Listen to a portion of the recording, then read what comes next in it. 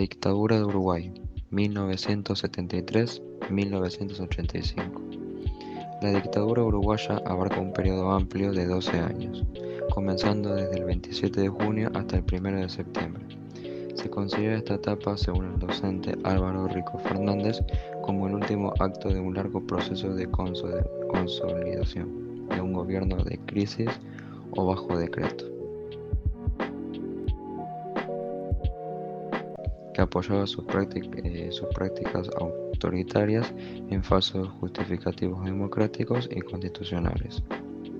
Podríamos definir a los antecedentes de este suceso como un camino democrático hacia la dictadura. Durante los años 50 y 60, la política uruguaya estaba en manos de dos grandes fuerzas opositoras: el Partido Colorado, representante de los sectores urbanos, y el Partido Blanco, que representaba los intereses del campo. Sin embargo, ambos partidos se veían enfrentados por un enemigo en común a partir del año 1963, con la conformación y consolidación del Movimiento de Liberación Nacional, que serían los Tupamaros, una organización cuyo objetivo era transformar la sociedad a través de una lucha armada, que eran las guerrillas. Este último logró tener una gran aceptación por el pueblo uruguayo, a partir de verlo como una especie de Robin Hood, por decirlo así. El Plan Cóndor, para más o menos sintetizar un poco y que no sea tan difícil de explicar, sería que los Estados Unidos no deseaban la repetición que hubo en Cuba y no quería que pase en toda Latinoamérica. El país, o sea los Estados Unidos, se involucra en la política de los países latinoamericanos, crea una doctrina de seguridad nacional, financia los golpes de estados y es una política coordinada represiva del Cono del Sur.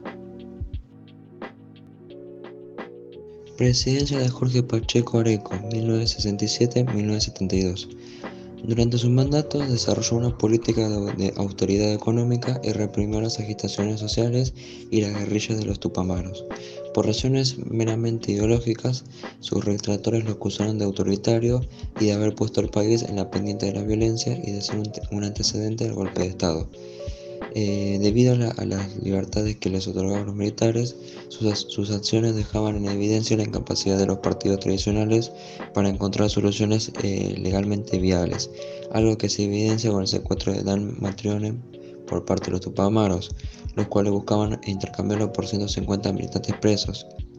Y ante la negativa del presidente, esta misma persona resultó asesinada. Presidencia de Juan María Bordaberry, 1972-1976. Bordaberry asume la presidencia en un escenario de gran tensión política y social, ocasionada por la movilización de los trabajadores y la actividad de los grupos guerrilleros. Esto genera que busque apoyo en las Fuerzas Armadas, autorizando la creación de las fuerzas conjuntas, que sería entre los militares y la policía, y permitiendo severamente el uso de la tortura física y psicológica. El 26 de junio de 1973, un grupo de empresarios influyentes deciden el destino del país a puertas cerradas.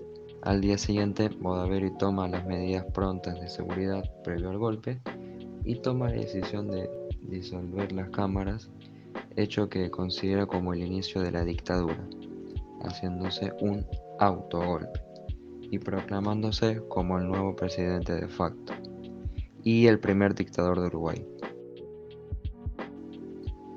Luego de ello, permite a las Fuerzas Armadas tomar las medidas necesarias para asegurar la presentación interrumpida de los servicios públicos, esto con el fin de privatizarlos más que nada. Para hacerlo más sencillo, a la dictadura uruguaya vamos a dividirla en tres fases o etapas. La primera sería la etapa comisarial, de 1973 a 1976. Durante los primeros años no hubo ningún proyecto económico o político para el país.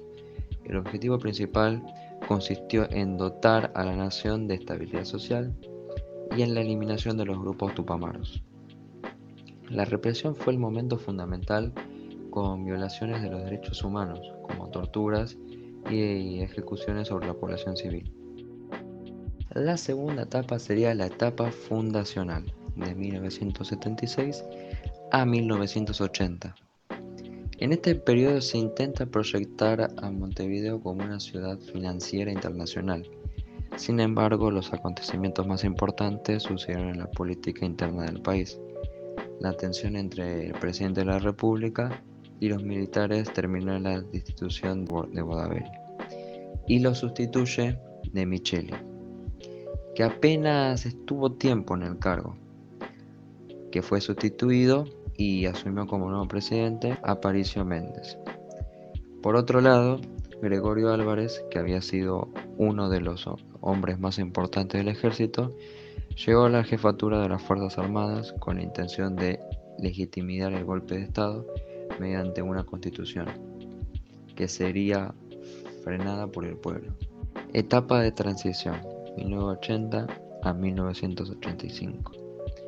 Tras el fracaso del proyecto constitucional, se inició el proceso de la vuelta a la democracia, que duró solamente 5 años. Uno de los motivos que hizo que esto se dilatara tanto fue el nombramiento de Gregorio Álvarez como presidente de la República. Desde el cargo era revertir algunas de las medidas liberalizadoras que se había tomado. Aún así, los movimientos sociales de oposición fueron logrando pequeñas victorias que terminaron con la dictadura, por decirlo así. Se fueron produciendo movilizaciones como la del 1 de mayo de 1983, que reclamaba la democratización del país, la del 27 de noviembre del 83, que fue la más numerosa de su historia, y la primera huelga general desde el inicio de la dictadura en el año 1984. Durante los meses de julio y agosto del 84 se acordó la convocatoria a unas elecciones, para ese mismo año, que tuvieran por objetivo designar un gobierno civil. Julio María Sanguinetti, del Partido Colorado, fue el vencedor de los comicios. Meses después, en 1985, comenzaba la nueva etapa democrática en Uruguay.